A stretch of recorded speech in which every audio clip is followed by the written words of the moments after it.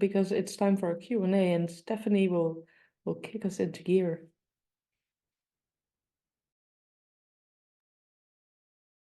Hi, well, thank you, Marjorie and Kris, for amazing poems. I've really enjoyed listening. Now, I'm going to start with Marjorie. Some of the questions I had in mind to ask, you've already answered, really, in your intros. So, skimming through my notes, you have said that poetry keeps alive the things that are otherwise lost. I'm wondering, thinking about what you must take, what you can take and what you can't take, what you have to leave behind, and the details that you mentioned. How does that connect with the title of your collection? I am not the one to ask. Yeah, well, I think it's that idea that if you ask a question about politics, what you'll get is an answer that's really, whether it's spoken aloud or not, is about the people and the places and the things you've lost in the process. And so, don't ask me, although people do, and I often write about Iran.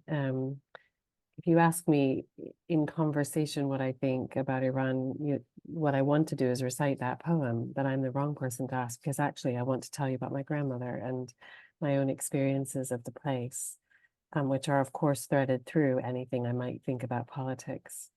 So, but of course, with that, you're right, there is a loss. We left, my mother, my brother, and I left with very little notice, probably an hour's notice, and a suitcase of things, and left everything else behind. So there is partly, I'm the wrong person to ask, because it's singed with loss as well, of what we left and what we couldn't bring. But also because I worry for the people there. Layered on top of that, as some of the Georgian poets were saying today, is every time you speak, you worry for the people that you left behind as well. So there's a layering of what happened to you and that experience of trying to make sense of it as an adult somewhere else. And then the worry for the people that are still there. So yeah, it's sort of a tongue-in-cheek, I'm the wrong person to ask about Iran, maybe. Yes, but also your poems are intensely political, aren't they? Even though you may not talk about the issues or your political opinions on whatever, these are the results of the politics, is people's lives, and therefore you're bringing that to our notice in the West far more strongly than if you were to just rant and rave, I think. Well, that's the hope, but also I think I'm really interested in, well, I often read the poems about getting out, which I haven't done that much of tonight, but and there are some about, gun riots and demonstrations and things. I'm really interested in what happens once you're safe again, and what happens when you, and even this is true, I'm sure, for Kris too, when you end up in a place that you're not from. What happens when you cut that lineage, and then and how you can try, particularly as a person of color, to blend in, and what that does to you over time. So that is political, I think, particularly just now. And then I feel much more open about writing poems about Syria or Gaza or places that aren't home for me, because it seems easier in some ways, probably because they're not tinged with that personal experience.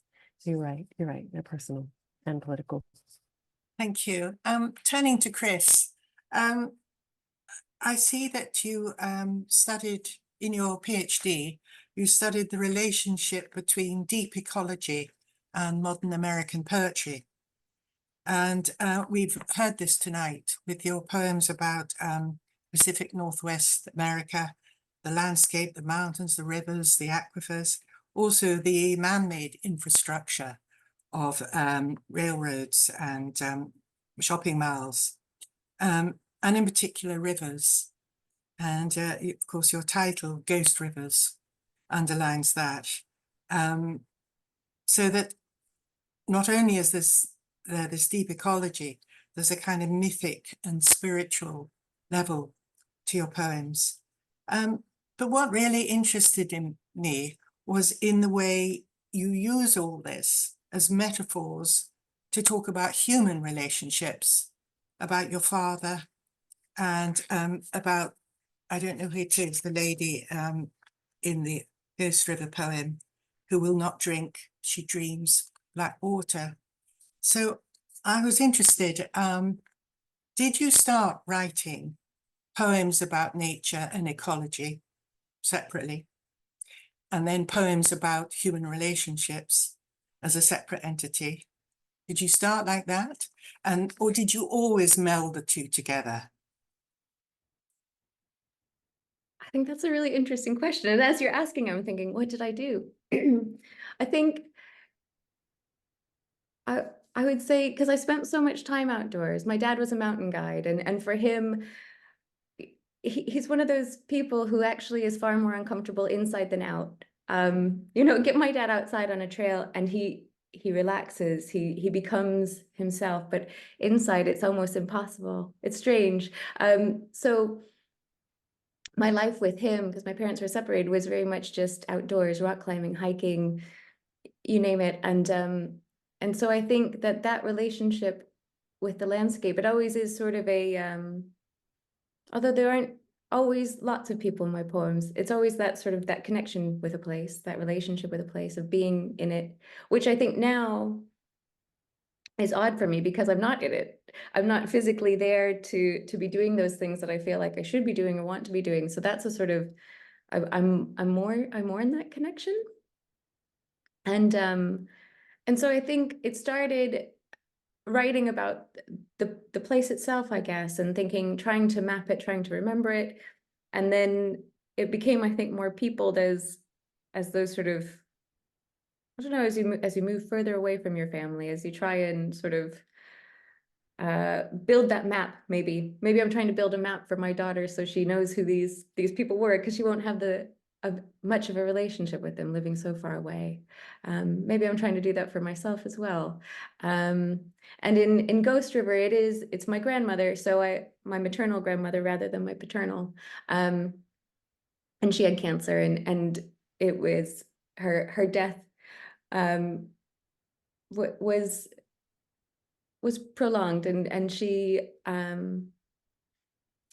sort of seemed to be almost subterranean for so long. And then she was buried, and that sort of relationship between her being underground and this water being underground, they just sort of merged for me. And that kind of merging, it's interesting when it occurs, and you think, well, that's kind of a magical, poetic moment. But it's strange because it just feels quite natural. Sorry, I'm rambling. That's Not at all. It's very interesting. Because it's a bit like Marjorie, that her poems are political, that they don't rant. Your poems are ecological, but they're subsumed into the poetry as one and the same thing. I mean, it wouldn't be poetry if you just did a treatise on the ecological aspects of everything, would it? So, yeah. Thank you. I'd now like to turn back to Marjorie. Belonging is a big issue for you, obviously. I noticed that the second half of your book is more about landscapes, especially Scotland, where you now live. And you only read just one crabapple poem. And I was interested that you said this was written thinking about the people who stayed.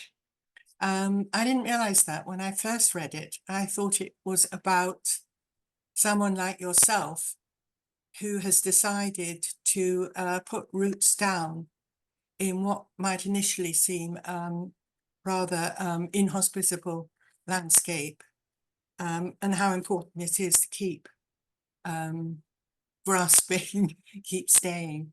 So I'm thinking, in what way has living in Scotland changed you? Oh, wow, that's a big question. I'll get to it while I think about what you were saying about the crabapple tree. I was going to say that, Chris, I wrote down your line about there are ghost rivers from which we all drink, and thinking each of us, I'm sure, has that. That's a beautiful metaphor of that some kind of river beneath us, you know, that we tap into, which I think is really moving. So thank you. Beautiful, beautiful poems, which I know already and love hearing again and again. It's funny because someone said to me about Crabapple the same thing in a way, that idea of motherhood, you know, and I'm at the age way ahead of Chris, where my children are all leaving home, you know, or 3 of them are about to be away. I have 4. And then what do you do as a mother who lives in a country that's theirs but not yours? You know, is that the moment where you lift, or do you have to stay and be the one that's home that they come back to? So I think there is this big question of what connects us to a place. And I've been curious about that in the second half, because I think those questions come up whether you're from Ling, which I tend to go and write on, which is a tiny island off the coast of Scotland, or whether you're a fisherman, you know, what ties you to the things that we're supposed to do. And the lighthouse keepers, you know, I'm really curious about the people who ran themselves out of a job as they all became automated, and what we do in a storm, how we end up staying. So Scotland has been a wonderful place to be. Like Chris, I love the out of doors, and compared to living in London, which I also loved, it means you can be in the hills a lot more. And weirdly, I think it's that part of the landscape, part of it that has felt much more welcoming. Not that people haven't been welcoming, but I'm always reminded of my difference. Not necessarily by people, often by myself in Edinburgh, where I live, or Galloway. But when I'm in the hills, you know, and I do a lot of running and sea swimming and things, or sea dipping. There's a very important difference. Nobody asks me where I'm from. Nobody asks about my sort of right to be in those places. And so I think weirdly it's the natural landscape of Scotland that has helped me feel like I belong in that place rather than the cities. I think I'm talking in circles around your question as well, but yeah, I think it's being outside, and it's those landscapes in the second half of the book as almost as a I want to say the word poultice, but it's the wrong word, to the wound, you know, as a healing kind of to that wound, to finding home in a place that isn't necessarily where you're from. And that's been Scotland. Thank you. Thank you. Chris, this very much refers to you as well. I imagine part of your belonging to England now is because your daughter was born here. Is that right? Has motherhood helped you feel you belong here more? I think it's a strange one, isn't it? Because it somehow ties you to a place, as you were saying, Marjorie. But then it also sort of makes me feel feel quite different. I feel really American when I write mom in her cards, or or going to the school gate, and you realize that there are rituals that happen that you don't have any sort of understanding of how things operate, and sort of going through that, I feel like I'm having to relearn quite a lot of things. But it does bind you to a place in a way that sort of is terrifying. Because it is her home. This is what she knows, and she doesn't, she knows this landscape, not necessarily the landscape I grew up with. And so I feel like for me it means having to sort of to give myself over to this place. And to sort of say, like, okay, I'm going to shed some of those things, and I'm going to embrace this place as it were my home, as it is my home, for her sake, so that I'm not always sort of going, oh, but if we were only here, because I think that creates a longing that she doesn't need to have. That can be mine, and I'll keep that to myself and to my poems. But yeah. Thank you. Marjorie, while on the topic of belonging, could you tell us a bit more about the Belonging Project that you ran? Sorry, I've got a bit of a cough today. Sorry, Absolutely. did you So I did.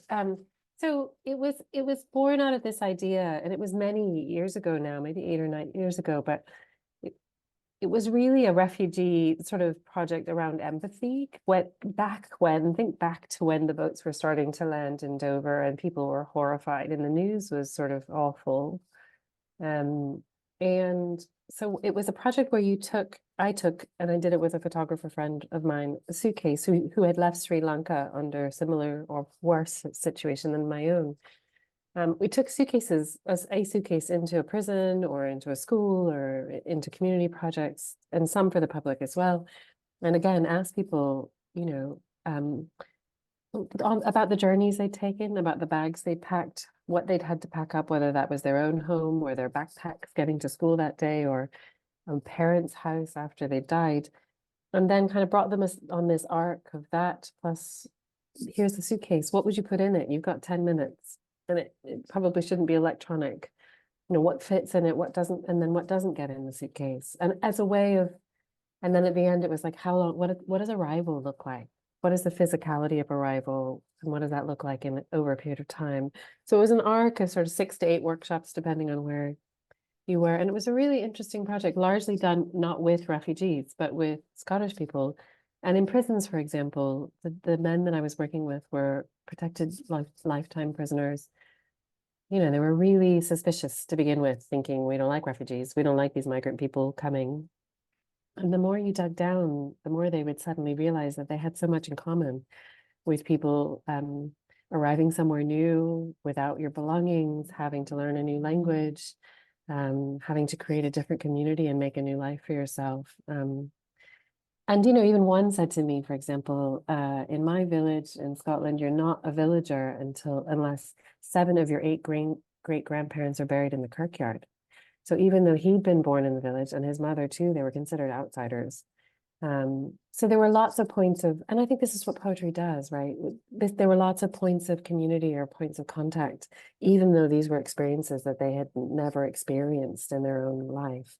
They had all done lots of things that migrants and refugees did. So it was quietly an empathy project. And it was a real joy, but it was hard because I kept having to turn up and tell my story. And people would say, well, we don't mean people like you, which was always tricky too. Yeah, that sounds wonderful. Mhm. Well, thank you both. I'm wondering if there are questions from the audience, Mila? Yes, there's one question from Marjorie, and then I have a question for Chris myself. But first, there's a question from, I think, Kyra. Kyra, do you want to ask it yourself, or do you want me to ask it? Yeah, hi. What can everyday people do to support refugees? Because you're a little bit helpless when you're in the West and you're seeing all these things happen, and there's actually nothing you can actually really do about it. Or you feel quite helpless to it. And I was wondering if there are like simple things that we can actually do to support people, rather than just sitting there going, I don't know what to do. So yeah, thank you. Yeah, no, I think there are a few things in my mind, although others might have other ideas. Because I still work a lot with refugees in Glasgow. I think one is just being really vocal about, the idea that it's okay for them to be here. One of the things I work on a lot is that idea of recognition of the riches that people bring with them, even if they come without anything, because they often bring a huge cultural richness, which is great for us. So even just articulating that in places that don't often experience a migrant or refugee community around them is really important. And then the other, I think, is there are lots of terrific refugee and migrant writers writing at the moment. And if you're interested in that, in poetry or prose, there's so much great work out there of those individuals. And I think it's so helpful for those writers to feel like there's an audience that wants to hear their words and hear their experiences and support them. Not necessarily just about their trauma, but about their grandmothers and the hills they climbed and the things that matter to them, in the same way that you're all here to hear our stories. So seeking those writers out and buying their work if you can afford it, if not going to the library and checking it out, and finding ways to hear those voices and make them part of your days, I think is really important. And then there are lots and lots of projects in terms of donating time and clothes, and depending on your area, physical things you can do, but just reading and making that part of your day, day-to-day life and reading pile, I think really matters um, to those writers. Thank you Thanks. for asking. So I have a question for Chris, but before I ask Marjorie, I just want to keep in mind that you may have to leave because you are going to a poet's dinner, I think, in Newcastle. So please a round of applause for Marjorie Lotfi and enjoy your evening, Marjorie. So now you can just gracefully leave whenever you need to. So Chris, I was really struck by the ideas of motherhood in your poems, like your mother, and especially I think the poem about the birth of your daughter. And I studied literature in the 90s, and back then those kind of subjects were really looked down upon. You know, there was feminine poetry, and I've actually just realized that I've read more and more poems about women giving birth and about the experience of being a mother, and they're actually kind of the strongest and most powerful poems I have read, and I count yours among that, even though I'm not a mother. So I was wondering if you would reflect a little bit on how do you look about, back on what we thought in the 90s, and about writing about those experiences as a poet. Yeah, that's a really interesting point. I think at university, I did women's studies, and it was one of those things I was like, all right, I'm going for it. I'm going to do writing. I'm going to do women's studies. I'm going to do environmental studies. And so that sort of that blending of environmental studies and ecofeminism sort of became my route. And that I suppose I just thought, what should be off limits? We should be able to write about any experience we have, and any experience should be valid. Motherhood wasn't necessarily something I thought was in the cards for me, and then it was.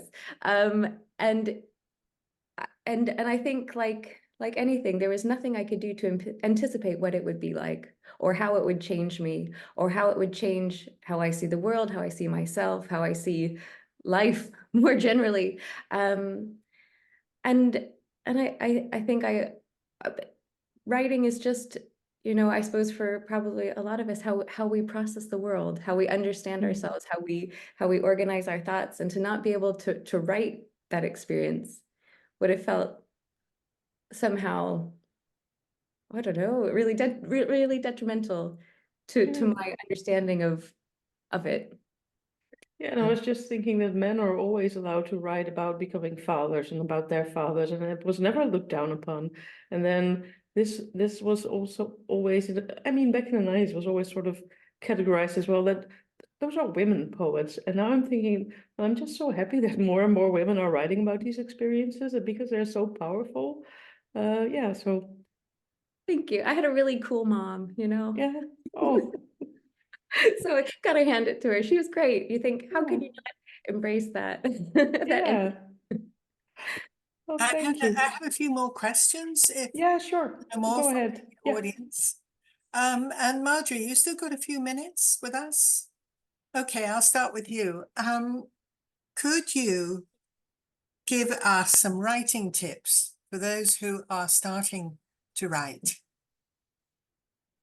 Sure. I think my best tip is to be specific, be very specific about an image, and not try and stay away from very loose words. So the more that you help your reader picture the thing that you're talking about, the better the better they will engage with the poem and be in your story.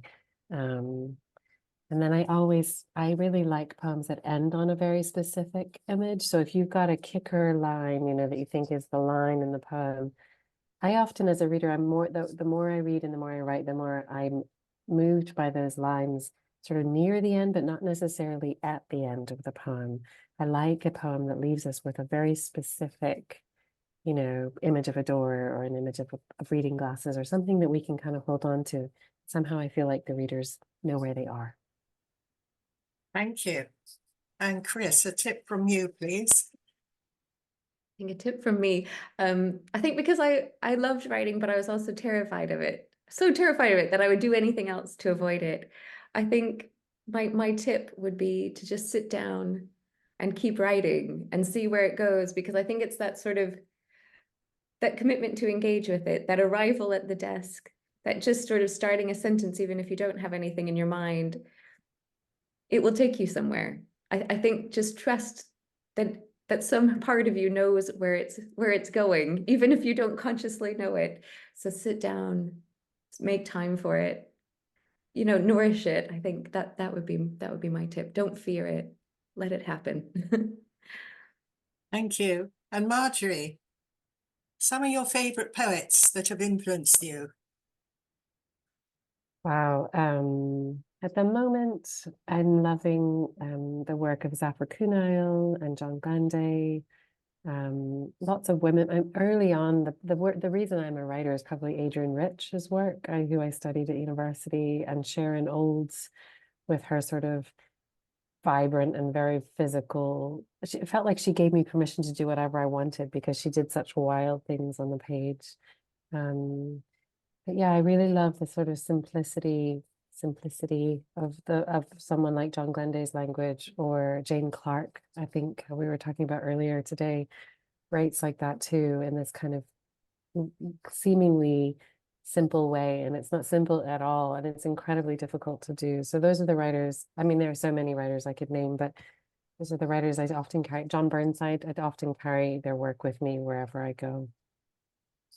Thank you. And Kris, some influential poets for you, please. Whenever I'm asked this question, every poet I know seems to just flood out of my brain. But so I was sitting here thinking, but I suppose I'll think about it more broadly and thinking about writers, because I think that in a way my route into poetry was through prose, because I started with creative nonfiction, and that was kind of, I meandered towards poetry by coming to England. But someone like Annie Dillard, who isn't as known for her poetry, but more her prose, and Ellen Malloy, who's a gorgeous nature writer, and Terry Tempest Williams. I suppose women writing about the American West, I suppose they were the ones who sort of lit my fire, as it were. So I have them to thank, really, for just picking me up every time I needed something. They were there. Well, I can tell you from reading previous interviews that you've also been influenced by Gary Snyder. I have, yes. And my daughter shares a birthday with Gary Snyder, which I think is very lucky, although she was over a week overdue. So I think she was just holding out.